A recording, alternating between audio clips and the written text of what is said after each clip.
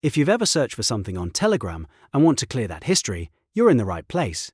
In this quick tutorial, I'll show you how to clear search history on Telegram in just a few simple steps.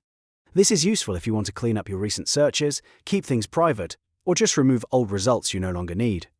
If you find this video helpful, please hit the like button and subscribe for more easy software tutorials. Alright, let's jump in. First, open the Telegram app on your device.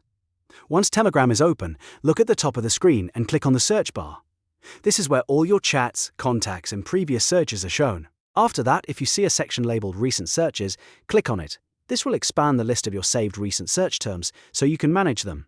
Now, next to the Recent Searches list, you should see a Clear option. Click Clear to remove those saved search entries from the search history. Telegram will usually ask you to confirm this action, so click Clear again to confirm. And just like that, your Telegram search history is cleared. It's a fast and simple way to keep your search bar clean and your recent activity more private. If this video helped you out, don't forget to like and subscribe, and I'll see you in the next one.